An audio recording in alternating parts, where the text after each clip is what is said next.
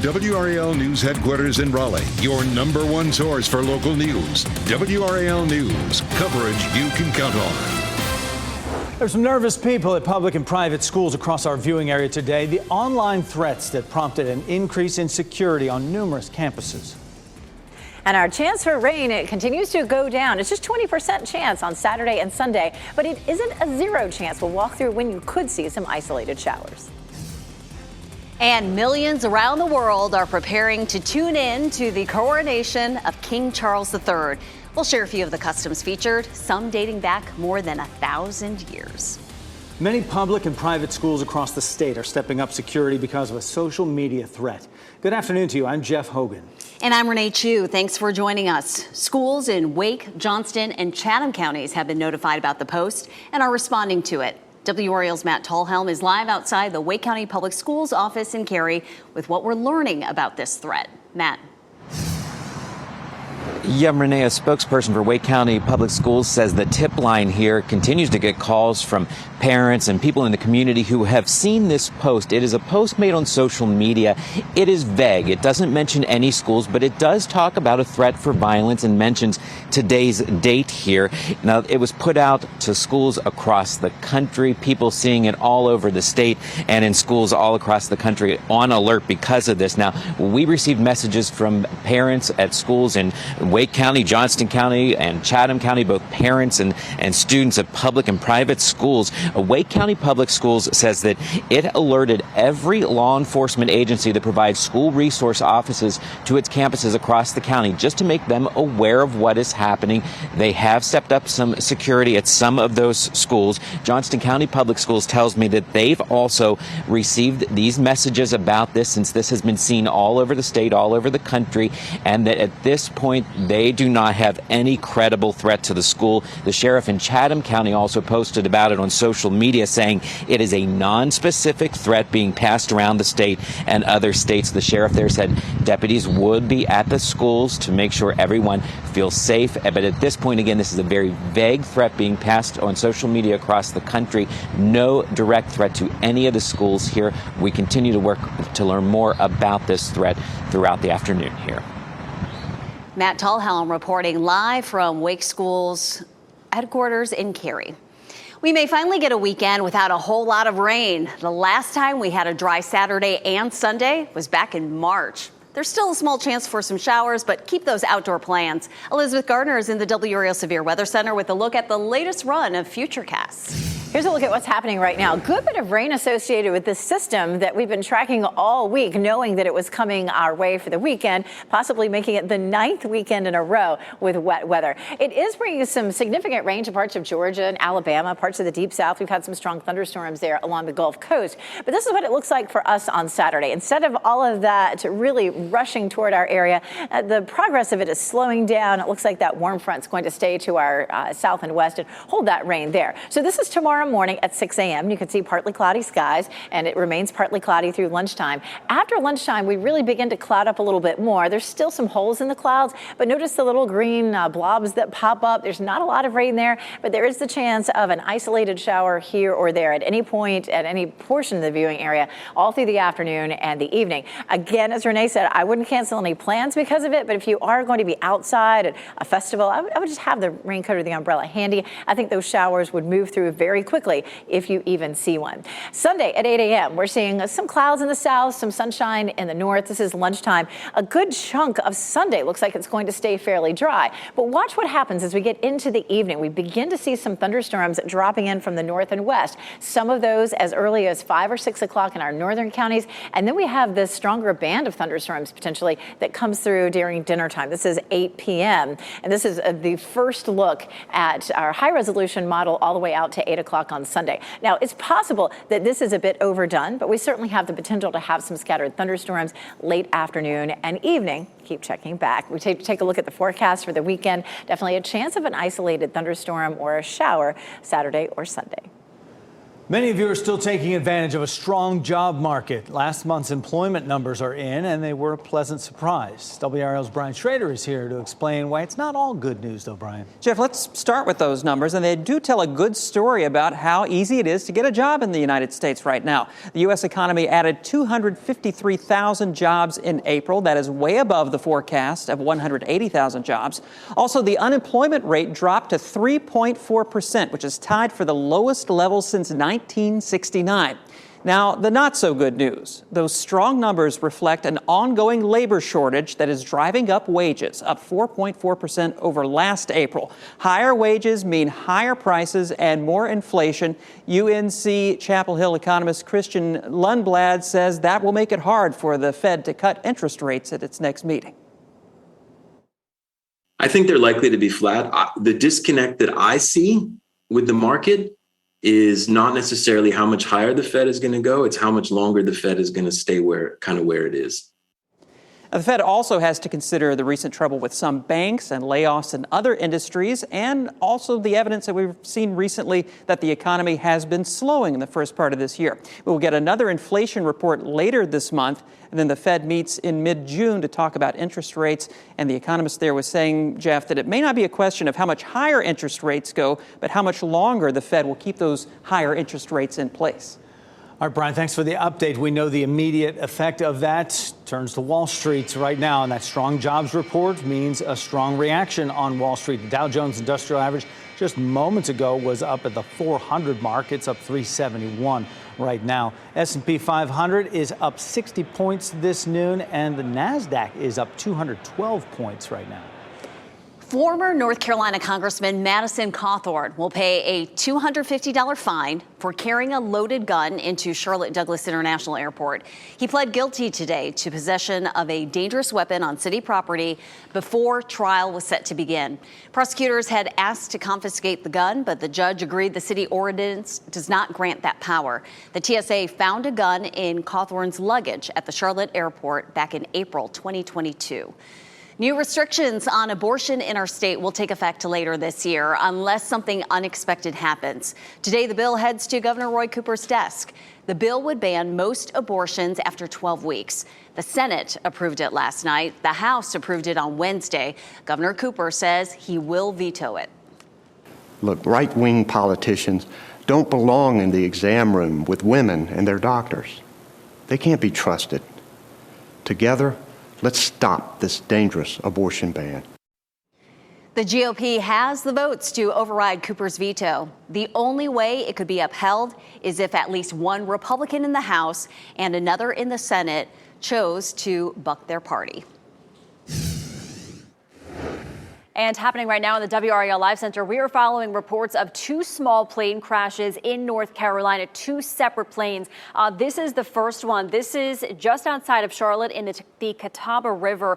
The plane was found upside down, partially submerged, as you can see there. Police say a pilot and passenger were both found and are both okay. It is not clear what led to that crash. Also not clear what led to another crash. This is a live look here in Greenville. The plane crashed into the Tar River right near the Pitt Greenville Airport. That one also carrying two people. They were seen outside of that plane waving their hands in the air to a local nearby helicopter. It did go down about a mile short of the runway at the airport there. Again, all passengers on both of these planes are okay. We'll have to wait to find out if a New Yorker who placed a homeless man in a chokehold will be charged in that man's death. The Manhattan District Attorney's Office says it is reviewing the medical examiner's report, and Stephanie Goss tells us they'll conduct interviews before making a decision. This morning, calls for charges to be filed are growing louder. 4 days after 30-year-old Jordan Neely was killed on a New York City subway. The medical examiner ruling his death a homicide by chokehold. An attorney for his family spoke with NBC News. It would be incredible to me if the outcome of this was no charge, because how can you say that it's okay for someone to strangle someone? New York's governor calling the actions on the train an extreme response. Just looking at that video, you know it's wrong. No one has the right to take the life of another person. The city's mayor cautioning against a rush to judgment. I have faith in the criminal justice system. and I'm going to let the process take its place. In a cell phone video taken during the brawl, a 24-year-old man is seen holding Neely in a chokehold. Several other passengers also helped pin him down. EMTs were unable to revive the 30-year-old, a known street performer who the NYPD says was homeless at the time. The witness who took the video said Neely was acting aggressively when he got on the subway, saying he was hungry, he was thirsty, that he didn't care about anything. He didn't care about going to jail. He didn't care that he gets a big life sentence. It doesn't even matter if I died. The attorney for the family says Neely struggled with mental health issues since his mother was killed when he was 14 years old, but adds having a bad day doesn't justify violence. Police have not publicly identified the men involved, but say they did question and release the one who had Neely in a chokehold. Neely's aunt says her nephew will be remembered for his talent and love of dancing, adding the family wants justice. For protesters outside the district attorney's office, justice means criminal charges. Where's the justice? How does justice look in 2023? Stephanie Gosk reporting, and reducing New York City's homelessness and crime have both been a primary focus of Mayor Adams' agenda. He and the governor sent outreach workers into the community and have stepped up police presence on subways. The family of a Raleigh man who died at the hands of police is calling for the officers to be fired. In less than an hour, Darrell Williams' family will hold a news conference. They plan to give an update about a meeting they had with the district attorney concerning an investigation into Raleigh PD's tactics.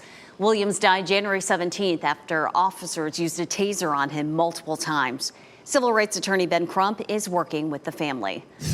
COVID-19 is no longer a global health emergency. The World Health Organization made that declaration this morning.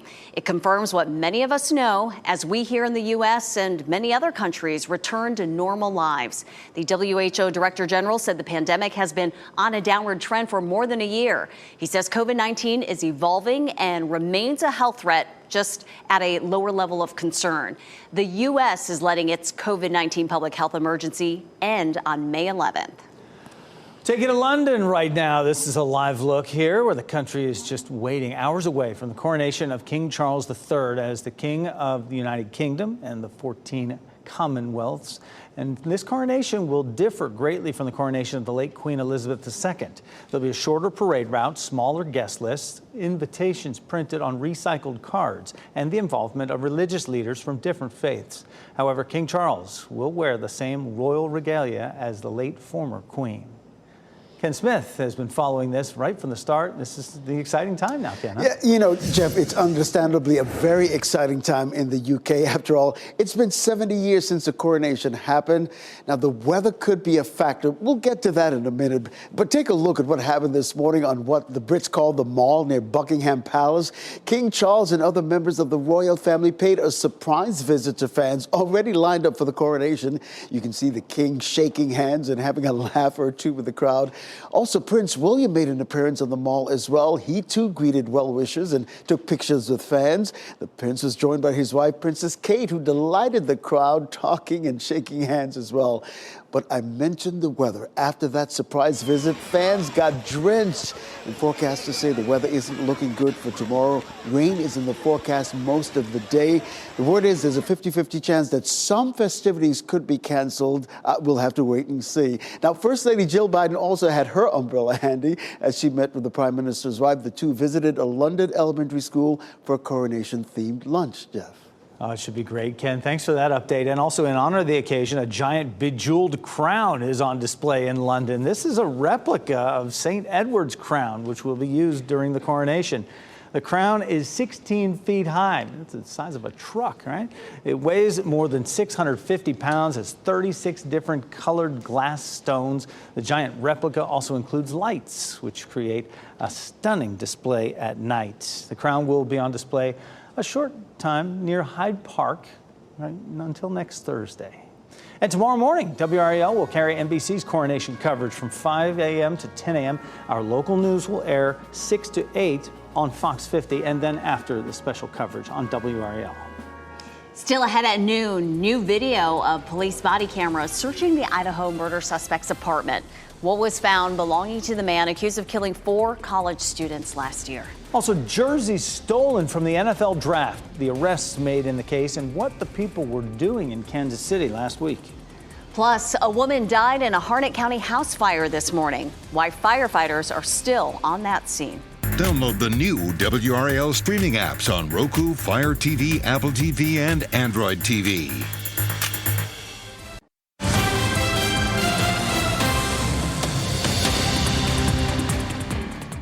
Happening right now in the WRAL Live Center, there's a big game tonight at PNC Arena, and the Carolina Hurricanes, they are hoping they can replicate Game 2 just like they did Game 1. But they also know that New Jersey is going to come out much stronger in Game 2. The Canes, they've been good at home in the postseason, 3-1 at PNC.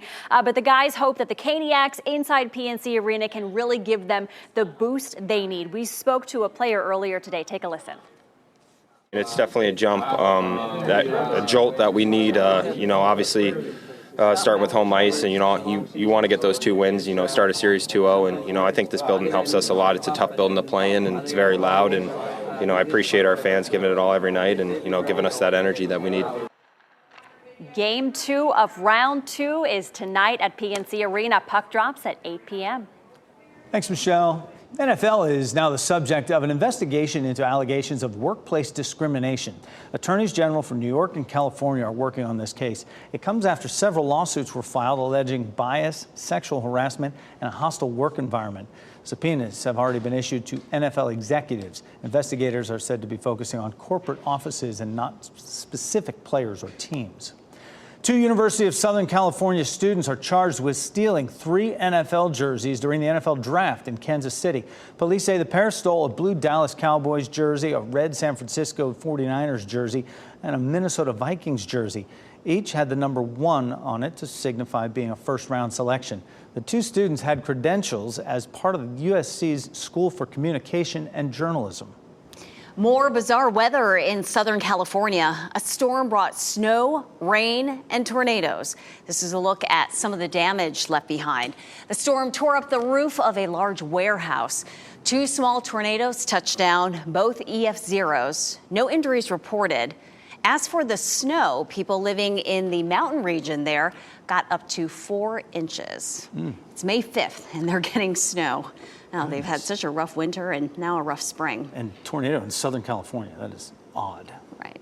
And I kind of feel like we are having California weather in terms of temperatures, right? Just nice and mild in the 70s. It's beautiful today. Kind of be like San Diego right now out there. Elizabeth Gardner in the WRAL Severe Weather Center with that nice look down in Southern Pines. Yeah, and the real key to it is our low humidity. We've had such low humidity all week, so it does not feel anything like our summertime. Now, that's going to change by the beginning of the week. We'll talk more about that in just a few minutes. But a glorious day to be outside on the golf course or whatever it is you love to do outside. Get out there and do it. And you should be able to do that over the weekend as well. Tomorrow in particular, our humidity stays low, but we do add a chance of just an isolated shower during the afternoon. We're at almost 70 degrees right now. We're going to climb into the mid-70s as we get into the mid to late afternoon.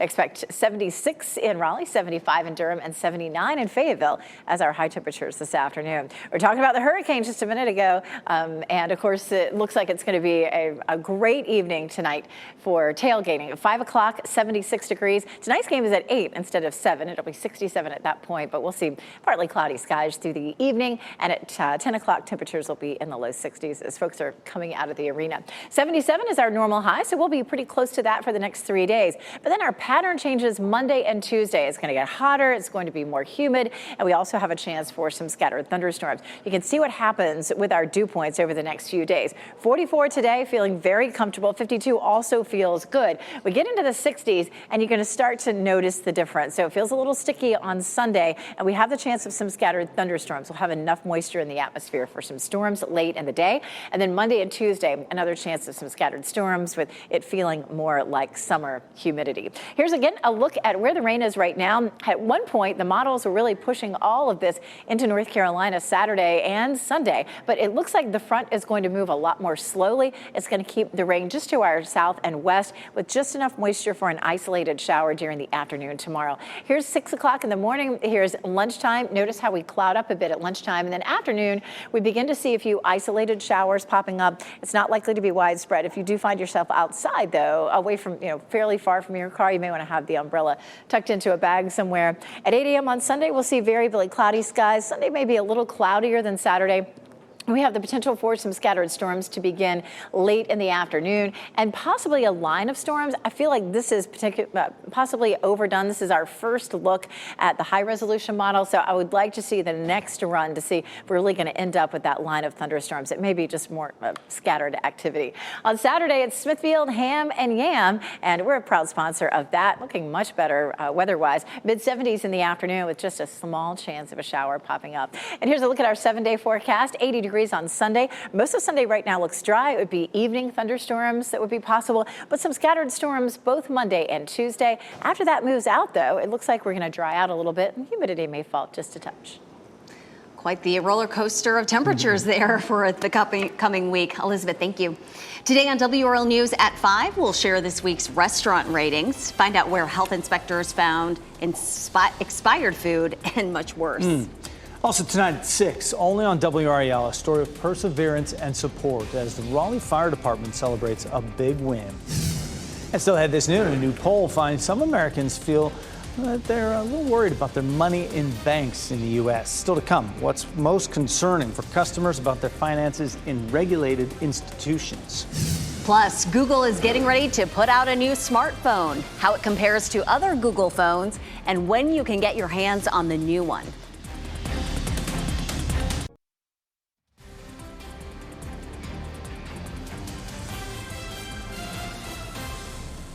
And welcome back this noon. It's partly cloudy, mostly sunny above Lake Gaston. Look at this. Boats are lined up out there. That is great. And there are calm ripples on the lake right there. Beautiful this noon.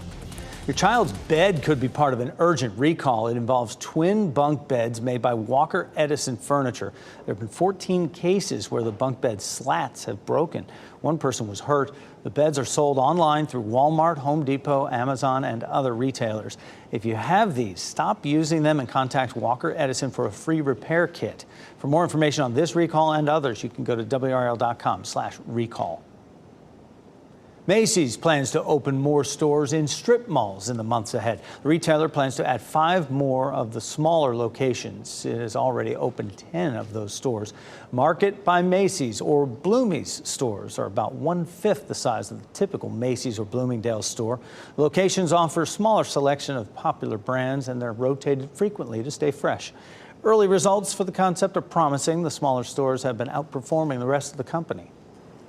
Some people say they're not comfortable about keeping their money in banks. A new Gallup poll reveals almost 50% of Americans do not trust the U.S. banking system. Many of the people feel very concerned about the security of their money. The results were taken after 2 federal bank collapses and just before First Republic's bank was seized by regulators. Among those surveyed included adults with lower income, people without a college degree, as well as some Republicans. What do Olive Garden and Ruth's Chris Steakhouse have in common? Both chains now have the same owner. In a new agreement, the Olive Garden's parent company agreed to buy former fine dining Ruth's Chris Steakhouse. The all-cash deal is worth $715 million. The company believes sales at fine dining restaurants will exceed sales at casual dining places over the next few years. The average check at Ruth's Chris, $97. The average check spent at Olive Garden, $21. Peloton has discovered a defect with the seat on its entry-level bike. So far, the company has received about a dozen reports of injuries. The company says the problem involves the part that attaches the saddle to the frame. In some cases, the post can break at the weld joint. The bikes were sold between 2014 and 2020. It's working with the Consumer Product Safety Commission on a fix, but no formal recall has been announced. Well, the rumors are true. Google will launch its first foldable phone during its developers conference next week. The company unveiled the Pixel Fold in a short teaser video on YouTube. It shows a full-size outer display that opens up to a tablet, similar to Samsung's Galaxy Fold. The Pixel Fold is expected to cost more than $1,700. A transformer phone. Yeah. A family is grieving after a large fire tore through a home in Harnett County. Coming up, what we've learned about the person who died inside that house. Plus, some doctors say AI is detecting signs of breast cancer years before doctors could have found it. One patient shares her story after the break. And here are your winning lottery numbers on your screen right now.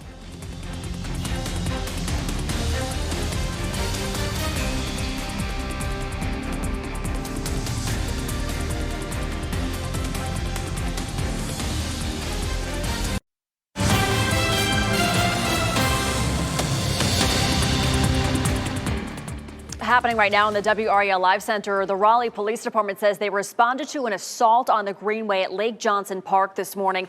This is the suspect here. This is David Hoyle. Police were called. He was quickly arrested and taken into custody and also charged with sexual battery. The female victim did not sustain any serious injuries. Police say this investigation is ongoing, but they are reminding people if you do want to walk or run on the Greenway, do it with a companion if you can. Always be aware of your surroundings and never wear headphones. Michelle, thanks.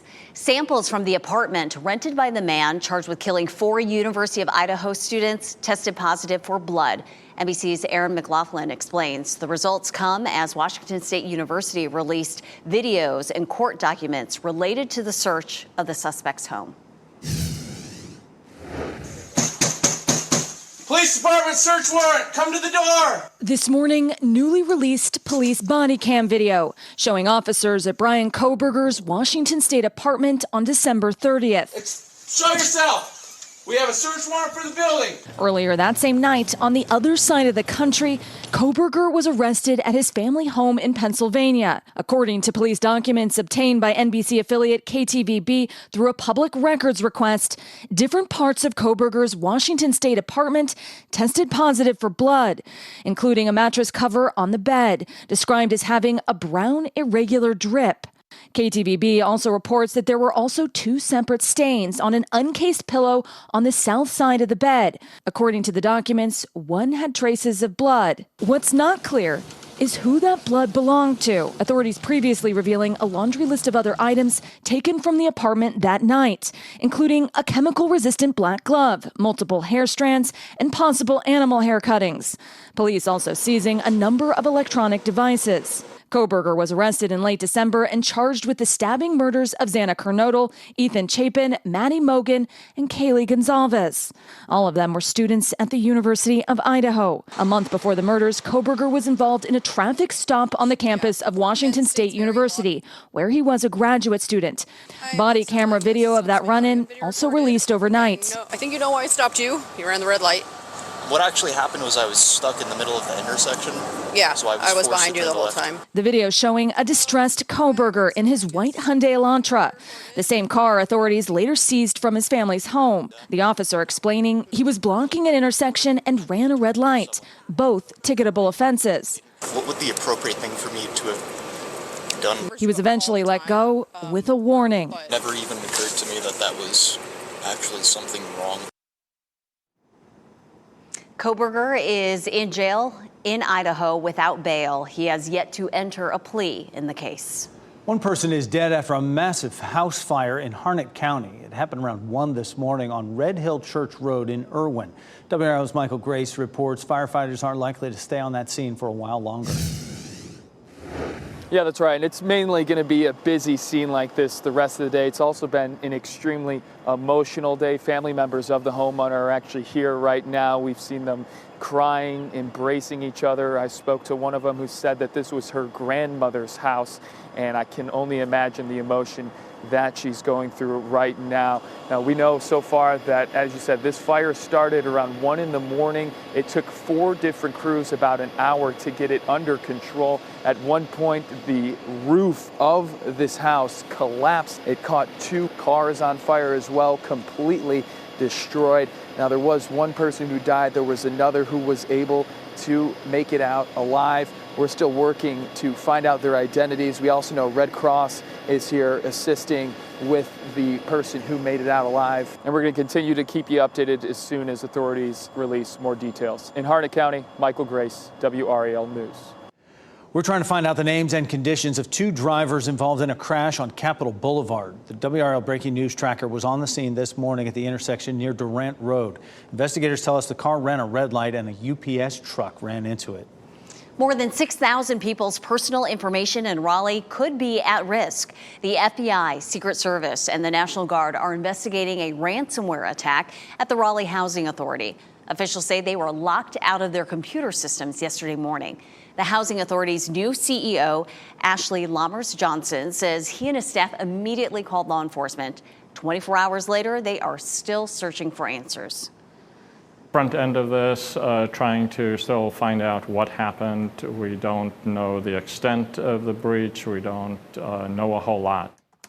The cyber attack shut down the online payment system and the application portal for new housing. Officials still don't know exactly what information was stolen or when things will return to normal. For now, residents can make payments in person, and if you have a maintenance request, you'll need to complete it over the phone.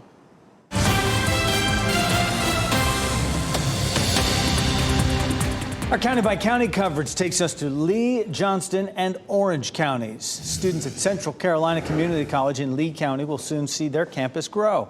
The college is getting a state loan of nearly $8 million. The money will help the school buy 22 acres of land with existing buildings. The college will also use the money to help build a facility for training students to drive trucks. The county will pay the loan back with tax revenue and other money sources. You're invited to a big bash tonight to celebrate the newly renovated Neuse River Amphitheater in Smithfield, and it's free. The town is hosting a concert featuring local band Bad Decisions. It's at 7 o'clock tonight. There's a ribbon cutting before the concert. The renovations include new seating, handicap accessibility, a rebuilt stage, and new roof, new wiring and lighting, and improved drainage. Speaking of free concerts, there is one tonight in Carborough as well. It's the first of 8 free Friday evening performances. The Freight Train Blues Concert Series celebrates the life and legacy of Piedmont blues legend Elizabeth "Libba" Cotton. She was born in Carborough in 1893.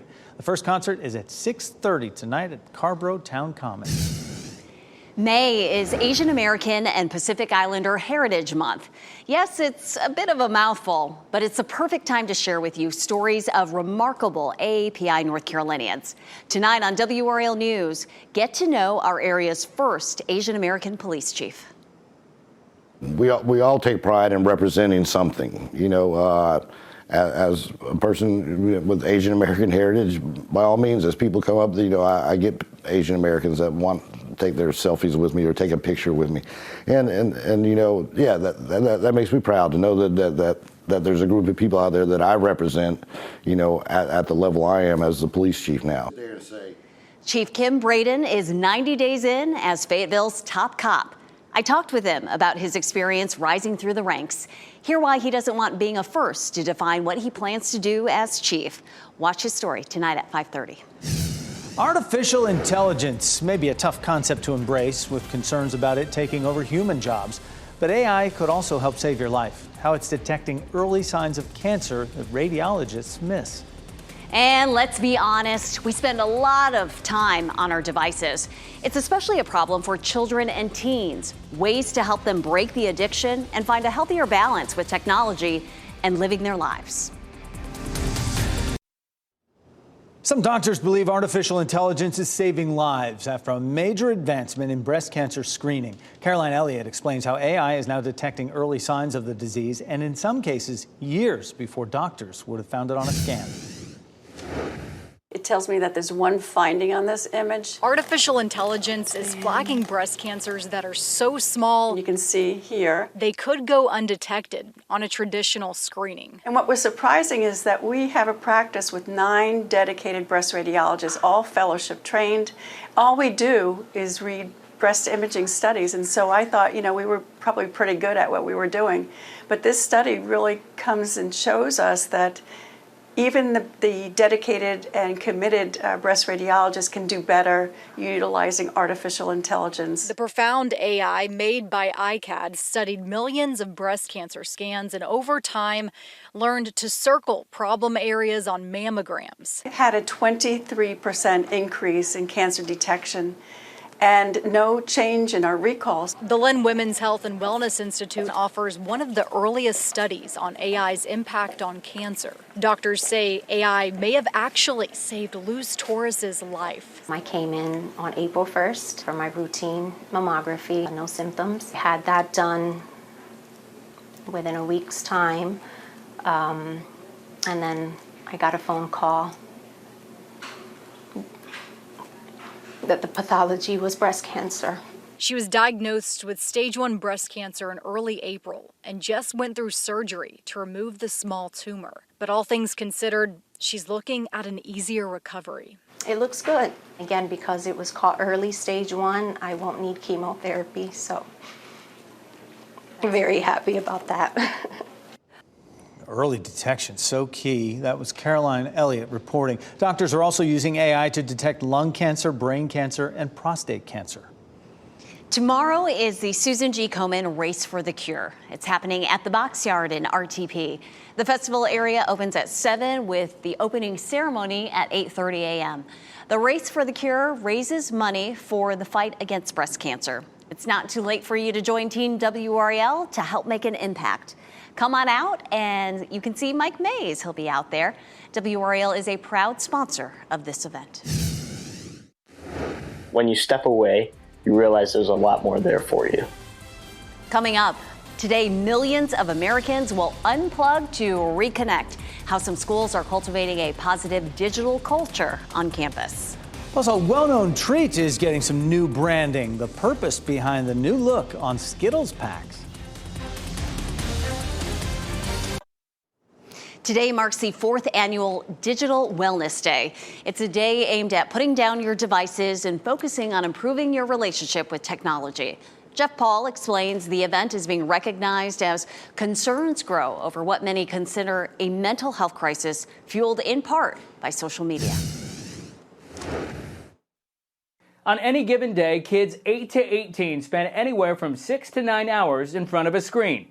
And according to the Kaiser Family Foundation, that doesn't include the time spent in front of a computer at school or for homework.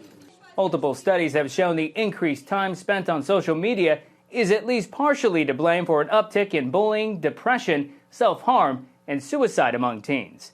Many health advocates, teachers, and parents now see this as a mental health crisis. Hopefully we can get some accountability and maybe we can get some controls in place. Congress is taking steps to do just that. Last week, a bipartisan group of senators introduced legislation aimed at banning kids under 13 from using any social media.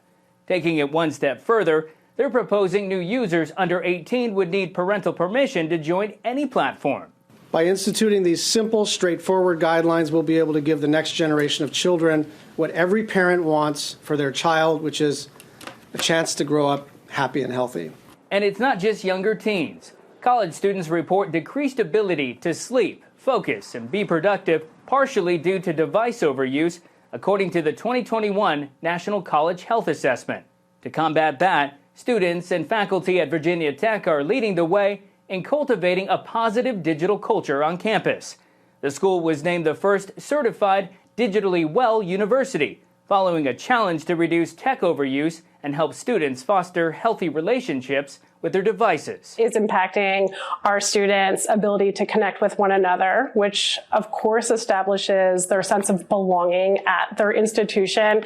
It impacts their focus, their ability to retain information academically. Nearly 3/4 of students who participated reported behavior changes. When you step away, you realize there's a lot more there for you.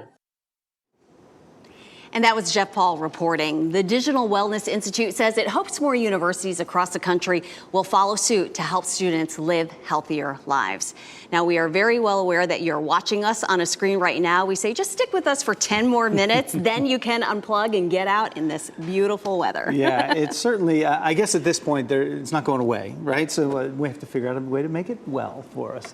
Elizabeth Gardner in the WRAL Severe Weather Center. This day will do it for us and get outside. I've got more blue skies to show you here, Goldsboro, Apex. This is our Fayetteville newsroom at Chapel Hill, courtesy of Top of the Hill Restaurant. We had a little bit of cloud cover earlier this morning, but almost every camera is showing blue skies right now. Once we get to mid to late this afternoon, we'll probably have a little bit more cloud cover that rolls in, but today is likely to stay dry. Tomorrow afternoon, we may end up with a few scattered showers. We do have some changes to our forecast that developed over the last 12 hours or so. We are continuing to trend drier. We started that trend yesterday, continued that last night and this morning.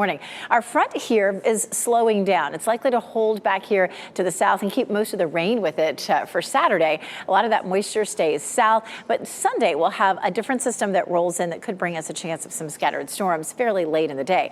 The end of this warm front right here is producing some scattered thunderstorms down here across the lower Mississippi Valley and along the Gulf Coast. High pressure is still in control of our weather, keeping things nice and dry for us. Here's a look at Saturday. We'll wake up to partly cloudy skies, but by lunchtime we'll begin to cloud up and there will be a few isolated showers that pop up. So if you're headed to Ham and Yam Festival, the Apex Peak Fest, somewhere outside and you're not too close to your car, just make sure you grab your umbrella and take it with you. These showers are tiny. They'll move through very quickly. Most of us won't see them, but I don't want you to get caught off guard. So I expect to see one or two of those during the afternoon tomorrow, but certainly not a washout. Sunday morning, we'll see increasing clouds, and Sunday also looks on the cloudyish side. We're likely to stay dry until late afternoon into the evening. You'd see this first band of showers starts to move through around 5 to 6 p.m. up to the north. Could be some embedded thunderstorms here. And this version of Futurecast, this is our first run of our in-house high-resolution model. And this is a pretty beefy-looking line that shows up. I wouldn't be surprised if the next run we get, which Mike and Kat will show you this evening, may be a little bit lighter, maybe a little more scattered instead of looking like a line that goes through our viewing area during the evening. So keep checking back for more on how these thunderstorms are going to develop and move through on Sunday. Our potential for rainfall continues to be fairly low through Sunday evening, likely to see a tenth of an inch or less. Come and race for the Cures tomorrow morning, and Mike Mays will be there, actually. If you're going to be there, stop by and say hello to him. Racers begin at 9 a.m., 62 degrees. We'll see partly cloudy skies, and it won't be until after lunchtime before we begin to see an isolated shower popping up. Spring commencement is tomorrow as well. All these are morning experiences. 59 at Central, 63 at NC State at 9 a.m. and at St. Aug Methodist, 68 at 10 a.m. So 8 a.m. Central is early at 8 a.m. But the weather looks great for all of the graduation ceremonies. And there's another round next weekend. We'll have the forecast for those. So Monday and Tuesday, a chance of scattered showers and storms, and then drier by the middle of the week. We'll be right back with your top stories. We wrap things up with a look at a few of the headlines we're following for you today. Many public and private schools across the state are stepping up security because of a vague social media threat. Schools in Wake, Johnston, and Chatham counties have been notified about the post and are responding to it. Several principals posted social media platforms to remind people that there are serious consequences for making threats against the school. Former North Carolina Congressman Madison Cawthorn will pay a $250 fine for carrying a loaded gun into Charlotte Douglas International Airport. He pleaded guilty today to possession of a dangerous weapon on city property before trial was set to begin. The TSA found a gun in Cawthorn's luggage at the airport in April of last year. For the second year, Skittles has partnered with 5 LGBTQ+ artists to advocate for others. The new packs will replace the brand's signature rainbow. Each tells a visual story of pride. $1 from each sold up to $100,000 will go to the organization GLAAD. June marks 51 years since the Stonewall Uprising in New York City, which helped spark the modern gay rights movement. Our pet of the day is feeling like a brand new man, and now he is ready to find a brand new family. Sunny is a 2-year-old dog, weighs 57 pounds. Sunny just had the major shave down of his life. He came into the SPCA of Wake County with severe matting all over his body. It took 3 people an hour and a half to remove all that hair. Looked like a bearskin rug there.